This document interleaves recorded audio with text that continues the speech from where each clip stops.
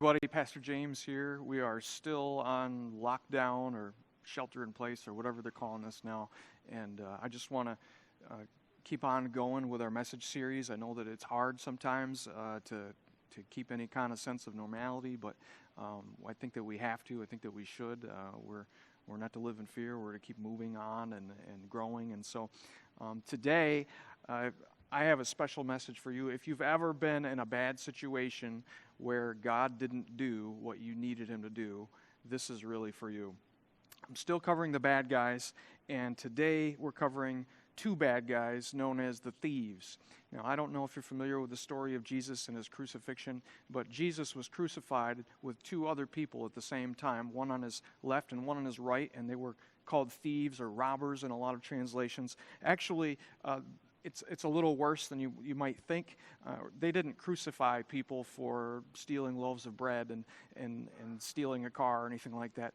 Crucifixion was for serious enemies of the state. And so some of the translations, when they say thieves, they're probably talking about rebels, people who stole weapons or broke into an armory someplace to help lead a rebellion or something crazy like that. And of course, it was a serious, serious crime. It was rebellion. It was treason. And the Romans would crucify them, not just by having them show up at a certain time and be transported, but in fact, they made them carry their crosses all the way through town the long way. They took the longest route possible so that the most people could see and have this humiliation happen. And sometimes it would take hours and hours and hours and hours for these guys to carry these crosses through the streets as they're paraded through the town, and onlookers looked on. It was humiliating. It was degrading, and finally, when they reached the spot where they were supposed to be there, at the place of the skull, they called it, they'd have them lay their cross down flat on the floor, flat on the ground, and have these men lay on them. And of course, they'd nailed through their wrists and hands and put a little platform at the foot of the cross for them to sort of bear the weight as the cross was dropped into the hole so that their hands wouldn't tear off of the nails when it hit with full force. Sometimes it took days to die from crucifixion. It was anybody's guess how long it might take. Sometimes they died of the thirst. Sometimes their legs gave out and they couldn't prop themselves up enough to breathe as they were hanging on their diaphragms, and they gave out from exhaustion and died that way. Sometimes it could have been heat stroke. It could have been days. No one knew how long it would be, but the bottom line was, as a person being crucified, once you were up there, there's really nothing left except to suffer and die. There's nothing left to prove to anybody. There's nothing that you can save. There's just nothing but to suffer and die. It was supposed to be the most humiliating death, the most public way to kill the dreams of anybody who might believe in your cause. And there is a powerful and intense moment in the Gospels that I wouldn't want you to miss. It's incredible, especially if you're someone who has watched a dream die, lost something tragically, had some kind of a real moment where things just came apart, and it looked like if God was there, he should do something, and he didn't. And I can't keep that moment from you. I have to go through this with you. As you can imagine, being crucified, there's really no more filter left. There's no reason to filter anything. There's no pride to protect, and so these men have been stripped naked. They're on a hillside, propped up in front of everybody. They're not going to go anywhere ever again. They're not going to go home. They're not going to have another meal. This is it, and it's agony. Every moment is agony. Their wounds, of course, are open, and they're sweating in the hot sun, and the salt is dripping into them, and it's just every moment is agony, even just to breathe, catch a breath. And in it, Matthew wrote that in the middle of all of this, the chief priests, the men who put Jesus on this cross in the first place, along with the scribes and elders, were mocking him. He saved others. He cannot save himself.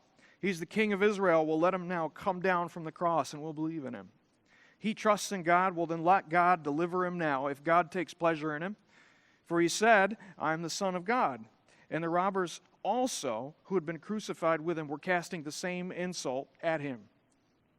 So the religious leaders who got Jesus put here have come out to really give it one last go. They've come out here to humiliate him, and not just to humiliate him for their personal pride, but in fact to just just set it in stone to reinforce that they made the right call in front of God and everybody. And they're almost challenging him to prove himself. Is he the Son of God? Well, then do something. And if he doesn't do anything, then we're right. If he just stays there, we're right. If he can't save himself or save anybody else at this point, what good is he? And they're out there throwing these things out in front of a crowd of onlookers, and it works. They get the same message. They believe it. They walk off. They cast insults as they leave. But it really works on these two men who are dying in agony. Their bodies cut open. Their clothes have been taken away. The heat's down on them. The sweat's running into their wounds. The idea is put out there in their mind. If this guy really has something special with God, then this is the time to get that out now. If now's not the time, then there is no time. This is it. If there's anything about this man that's powerful, then if it's not going to come out now, then what's the point? Luke wrote that one of the criminals who hung there hurled insults at him. Aren't you the Messiah? Save yourself and us. In other words, get me out of this now. If you can't get me out of this, I don't care what they say you are. I don't care what you say you are. You're worthless. You're worthless.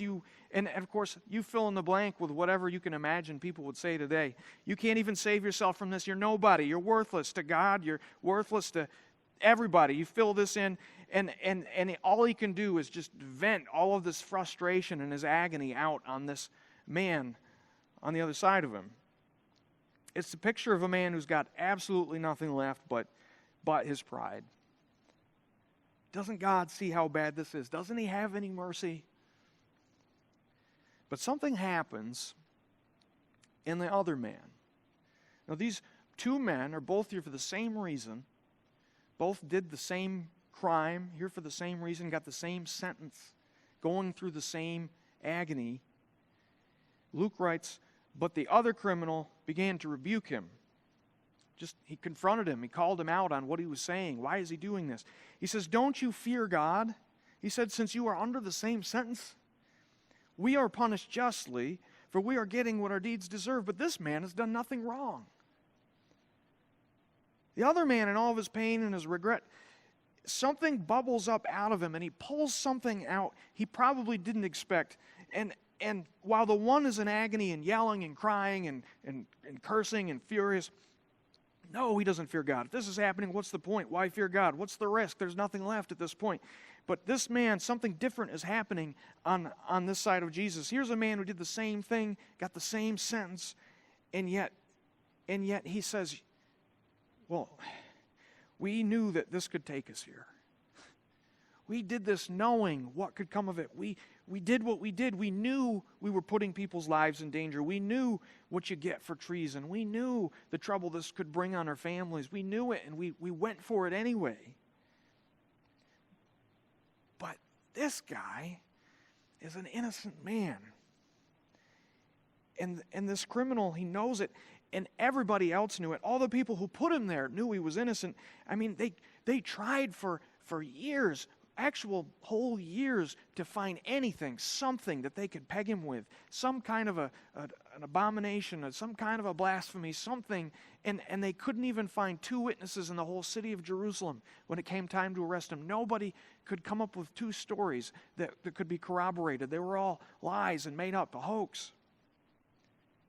This is an innocent man, and something about the innocence of this man, even though it doesn't make any sense that God isn't rescuing him. If God favors him, why isn't he pulling him down? It doesn't make any sense. And yet something in him knows if this man is truly innocent, and I believe that he is, and if he does have the favor of God, if God really did use him to do miracles, if God was for him and God gave him power, if he's innocent, something powerful is about to happen if he dies. Because when the innocent suffer for the guilty, everybody who had any experience with God knew God pays full attention, and God is moved when the innocent suffer for the guilty. God is going to make this right. God is a just God. He doesn't forget about these things. He has a way of doing things. And though justice doesn't seem like justice to us now, in the here and now, something in this man's soul wells up and rises and says, you can't take part in tormenting this man. You can't do it. You shouldn't do it. It would be one thing if it was a normal average guy with a little bit of shadiness who was suffering for something he didn't do. And yes, in a way, he'd be suffering, and maybe we'd just be mistaken and being foolish. But if he's truly 100% innocent, and this is God's very Son, something powerful is in the works right now. No one can figure out why, if he is the Son of God, why God wouldn't just pull him down from there. But if he is the Son of God and he dies as a guilty man, if he really did all those things and he's innocent and he dies up there like us, when this is over, he is going to have the kind of power that no man has ever had before. He's going to have the favor of God on him like no man has ever had. If you can imagine having a son, if you have a son or a daughter, maybe you don't right now, but if you don't, you could still just play pretend with me for a second and imagine that you had a son. And there was something that you needed that son to do, something you had to have help with, something that you needed done for the sake of your other children. And that son volunteered himself and took down your every direction and put himself in harm's way to the point of death and never backed down, willingly walked into death for the sake of obeying his father or his mother. What honor wouldn't you be willing to give to that son, to that daughter? What amount of trust would they get from you? They'd get everything. You'd trust them with everything. You'd share everything that you are and have with them, everything you possess. There's no amount of honor that you wouldn't give a son. That's perfection. That's perfect. And something in this criminal, even in his agony, even in his regrets, even in his sorrows, recognizes that as this innocent man is dying next to him, something powerful is about to happen in heaven because of it. He says to Jesus, Jesus, remember me when you come into your kingdom. Remember me when this is done and you come into your power, when you get your full authority, when this is done and you get your crown and your throne and your scepter and you come in and you have your chariots or whatever it is that the heavenly people drive around in the sky. Whatever that is, remember that I believed in you. Remember that I defended you. And Jesus' response is, truly I tell you, today you will be with me in paradise. Jesus says to him, in a sense, you're right about me. There's something much more than what you can see right now. Something very powerful is about to happen. Something that makes this worth it. Something makes this worth it. I walked into this as an innocent man because I knew that it was what my Father desired. And there's got to be something on the other side of this that makes this worth it. In fact, it's a someone. It's a someone. And it's you. That's what we're told. It's you that makes this worth it. It makes this moment of power worth it to go through this. Everybody faces a moment when things come apart. Everybody does. Nobody has a perfect life. Nobody has their dreams fully come true. It just isn't real. It's just not something that happens. We have dreams and we chase them and we build our lives around them and we invest in them. And some of them come to fruition, but sometimes they don't. And sometimes when they don't, it seems like everything is coming apart. If this dream doesn't come through, what is there? What more is there to life? It's hard to imagine that there's anything more to life than we imagine. And in that moment, it seems like God should do something about this. God should save this somehow. If he doesn't, I don't know why. I can't understand. Maybe life is being really hard and it just stays hard for a long time. You called out for God to get something and he just didn't give it. You know, maybe you lost someone important. Or maybe you lost an opportunity to do something important. Maybe you've gone through some other kind of pain. Maybe you invested your life in a dream and the dream just crumbled around you. Maybe in your pain you got desperate enough to ask God to save you from it. And it may have been every last inch of faith you had to even say his name in that moment. Because you hadn't been living in any kind of a relationship with him. You hadn't lived in a way you felt like you were close with him. You just didn't know if that was real or not. You didn't know what to say or what to do, so you just kind of kept going and lived life, and you didn't. And in that moment, it seemed like if he was there, if there was any value to God at all, he would have come and done it and changed everything and made it the way that it was supposed to be. When that happens, something very, very human happens. You know, some people look at the two criminals, one on either side of Jesus, and they say, well, a person can either go one way or they can go the other way. They can insult God and be angry and let their pride rule them, or they can humble themselves.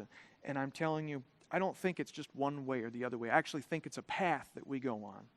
I think it's very human and natural for us in that moment to first let that pride build up. We let that pride build up inside, and it protests, and it calls out, this isn't right. It calls out to us, I don't deserve this. This has to be rectified. If God's out there, if God's just, if he's merciful, then he'll fix this. He has to fix this. And if you're not going to get me out of this, I don't even know why I'm praying these prayers. What am I doing this for? What do I serve you for? If I can't get out of this, what's the point? What good is it? And in that moment, we aren't thinking about eternity. It's too hard for us to think about eternity. Then all we can think about is the death of our dream. It's hard for us to imagine there's anything beyond the life that we had imagined for ourselves in our short time here on earth. And for many, that's where it ends. That's where they stay. They stay in that place. They stay paralyzed in that spot in faith. They just dismiss it, and they say, if God wants to prove himself, then he's going to have to come back and fix this and make this right at some point. Until then, I'm here, I'm standing by, and I'm not the one that has anything to prove. And many people do stay in that place. But there's another place beyond that, where that second criminal went to, and it beckons us, if we'll allow it. The hardness of what we go through is actually a reminder that life is not permanent. The difficulty, the pain of it, the disappointment remind us this life is actually not meant to be the end-all be-all. It can't be. It's too hard this way. It's too disappointing. It's too discouraging. It's actually meant to end. You can control a little for a while, but not much. And even what you can control just doesn't last. And there comes a moment, even in your pain, even in your resentment and your regrets and everything, you're questioning, you're just mystified about all of this. In the middle of that, if you'll allow it, Jesus begs you to look at him hanging there and look at the pain. Imagine the pain, the gasping and the writhing and the agony of it. And to take into your mind that he walked into this pain. He walked into it, chose it. He let it happen. All of the gospel accounts and even many historical accounts surrounding the times of the gospels, they all point to the same thing. This man had miraculous power. He predicted everything that would happen before it happened. He predicted who it would be that would betray him and who they would be betrayed to. He predicted when he would be betrayed and then prayed and waited to be led away to it. What would possess someone to walk into a pain like this, like you're experiencing, if they didn't have to? Why? He could have just stepped out of it. And obviously God favors him. He obviously has the in. He obviously has a whole lot of God in himself. As a man, everything he asks for happens. Everything that he says will happen, happens. Everything that he calls people out on turns out to be true. Everything that he intends to do for people, it comes to pass. How can it be? And the only answer that you can come up with is, he knew something powerful was happening. And he knew that he had authority far beyond this life. And he knew that there was something in this beyond what he needed for himself, way beyond what he needed. He knew there was something that you needed, something that you needed to be made possible. Jesus dies on this cross, and what happens next is the most debated event of history. Did this man die, or did he actually do what he said that he would do? Did he actually step back out of death, show himself to the people that followed him, and then tell them they had the same power and the same future to look forward to because of what he had done? What could make it worth all of that? The answer is you. It wasn't a thing that made it worth it. If Jesus really was sent from heaven, sent from God, he already had access to everything that God had access to. He was his very own son. He had nothing to prove to anybody, nothing to attain for himself. But in his death, as an innocent man, something powerful is unlocked in a way that had not been unlocked before. And in his faithfulness to the end, he fulfills the plan of God to make forgiveness available through himself to every single person that places their faith in him. Every single person that places their faith in him. Is that you? I know that some of you out there listening may not have ever considered this before, and I'm asking you this morning to consider that for the first time. Is that you personally that he went through this for? Is it you personally that actually has something beyond this life to consider, way beyond your own dreams, way beyond whatever pains that you go through in this life? Is it possible that he really did know exactly what he was doing, and that what he saw on the other side of it was worth it, and it would be worth it to you? Is that possible? That's for you to consider this morning. And at any point, you decide that it is, all you need to do to start is to call out and say, Jesus, remember me when you come into your kingdom. I want to be part of that. I believe in you. I see who you are. I see what you did. And though I don't understand everything that you do and every part of the way that you go about that, I don't need to. I recognize there is power in what you did. There's power in what you did. And I want to walk into that life eternal. I want to have that. I want to have that in front of me. And I don't want this life here to be all there is. I can't deal with that. I don't want that. I want life, real life, with you, the way you intended. Life that doesn't end. Many of you listening out there this morning have heard a message like this before, and you've considered this and considered the gospel, and you believe that Jesus was who he said he was. He was the Son of God. He was perfect man, the Spirit of God inhabiting a man's body. But it doesn't mean that when things happen that you aren't tempted to lose faith. It doesn't mean that you don't go back and question things and question how real it all is. And it doesn't mean that your pride doesn't swell up sometimes and head in the direction of that first criminal and question if you're really there, if you're really good, if you're really merciful, why aren't you doing something? What I would just remind you of this morning is that he was doing something. He has done something that can never be undone. And if you stay connected to Jesus and stay in relationship with him, even in your disappointments and your regrets, his promise still stands. It always stands. His death was worth it. Everything about it was worth it because you are still worth it to him. And this week, I don't want you to focus on anything other than that. Even in the middle of all the virus talk and the speculation about when business will be open back up again and the fears and the disappointments. Maybe some of you are out of work right now. Maybe you don't know if you'll ever get back to work. Maybe you're concerned about the business you work for. Maybe you're self-employed and this is just freaking you right out. In spite of all of that, in spite of the potential for taking some hits or suffering, dwell on that idea in that moment that although you don't understand what Jesus is up to, you know, you can believe, you can bank on it, that it's worth it, and that you were worth it.